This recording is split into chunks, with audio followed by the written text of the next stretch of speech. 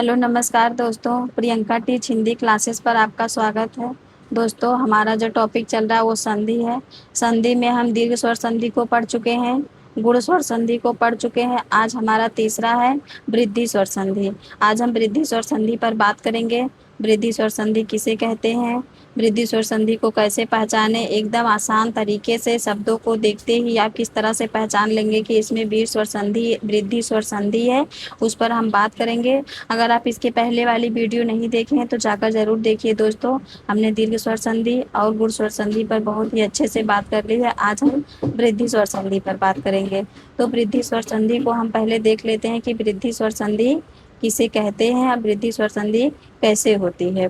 जैसे कि जब आ या आ के बाद, यानी कि एक तरफ हमारा ह्रस्व आ रहेगा या फिर एक तरफ हमारा दीर्घ आ रहेगा, यही दोनों एक तरफ रहेंगे। और दूसरी तरफ हमारा क्या रहेगा, ए या ऐ रहेगा, या तो ए रहेगा या फिर ऐ रहेगा। इन दोनों के स्थान पर क्या होगा दोस्तों, तो इन दोनों के स्थान पर हमारा ऐ होता है। और दूसरी स्थिति हमारी क्या बनती है, एक तरफ हमारा आ और आ रहेगा, दूसरी तरफ हमारा ओ रहेगा या तो औ रहेगा। इन दोनों के स्थान पर क्या बनेगा, हमारा औ बनेगा।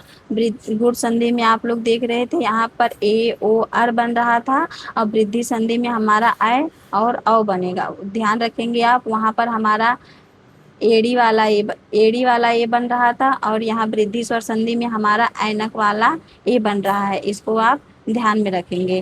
तो ऐ और औ हम लोग वृद्धि गुण स्वर संधि की क्या ट्रिक देखे थे कि जहाँ पर एक मात्रा होगी उसे हम क्या पहचानेंगे, गुण स्वर संधि। वृद्धि स्वर संधि क्या कहाँ पर होगी, जहाँ पर दो मात्रा होगी, यानी कि दो चोटी वृद्धि स्वर संधि, एक चोटी गुण स्वर संधि। तो वृद्धि स्वर संधि क्या है, जब आ या आ के बाद, चाहे वह ह्रस्व आ भी हो सकता है और दीर्घ आ भी हो सकता है, इसके बाद ए और ऐ आए तो दोनों मिलकर क्या बन जाता है, हमारा ऐ बन जाता है। और फिर आ या आ के बाद या तो ओ आए या तो औ आए तो दोनों मिलकर क्या हो जाता है, हमारा औ हो जाता है। और इससे बनने वाली जो संधि होती है उसे हम क्या कहते हैं, वृद्धि स्वर संधि कहते हैं। ऐ और औ, जैसे कि यहाँ पर दिया गया है, एक तरफ हमारा आ और आ हो सकता है या तो ह्रस्व आ या तो दीर्घ आ, दूसरी तरफ हमारा ऐ ए हो सकता है और ऐ हो सकता है, तो दोनों मिलाकर हमारा क्या होगा, ऐ होगा। एक तरफ हमारा ह्रस्व आ और या तो फिर दीर्घ आ, दूसरी तरफ हमारा ओ या फिर औ होता है, तब मिलकर क्या बनेगा, ए औ बनेगा।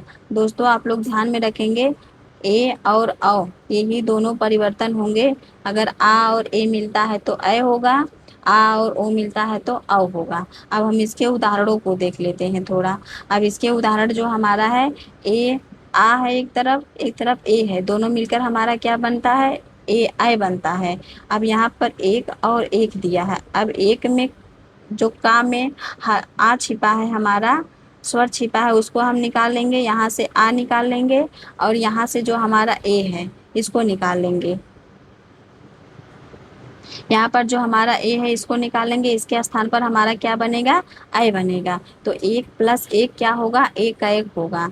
लोक धन एषड़ा क्या होगा, लोकैषड़ा। धन धन एषड़ा क्या होता है, धनैषड़ा। पुत्र धन एषड़ा, यहाँ से आ निकाले, यहाँ से ए निकाले, यहाँ से आ निकला और यहाँ से ए निकला, तो दोनों मिलकर क्या हो गया, हमारा ऐ हो गया।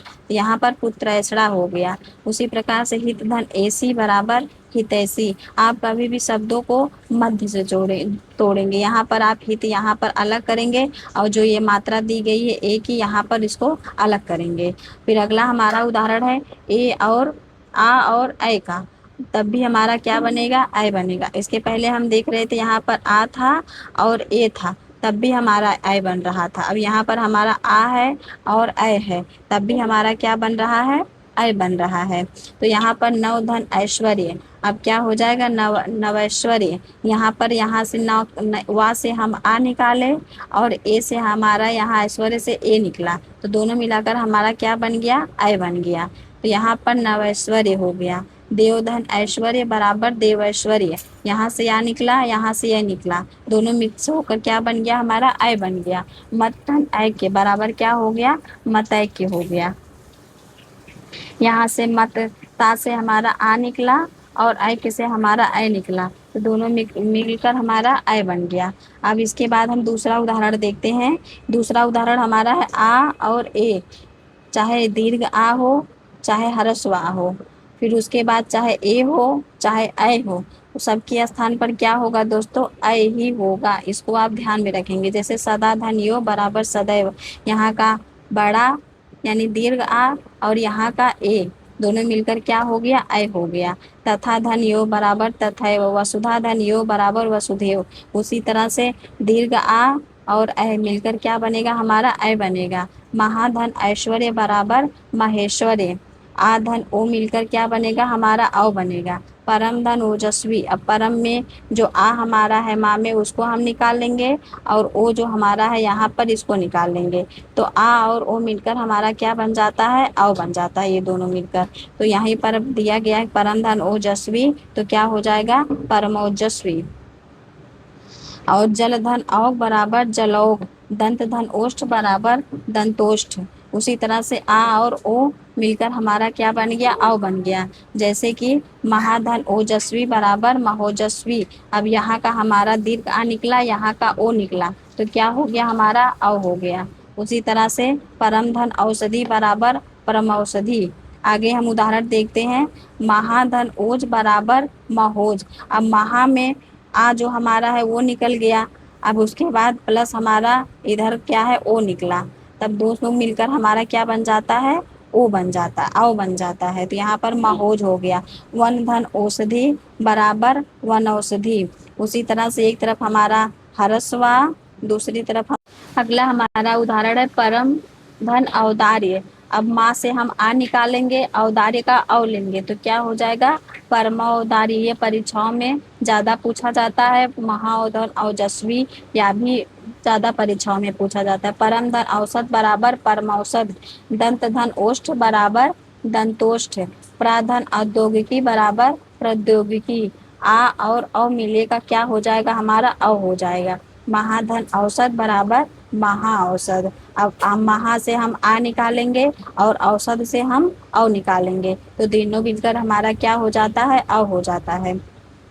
आप लोग ध्यान रखेंगे, गुण संधि में हमारा क्या था, ए था और ओ था और अर था, ये हमारा गुण संधि में था।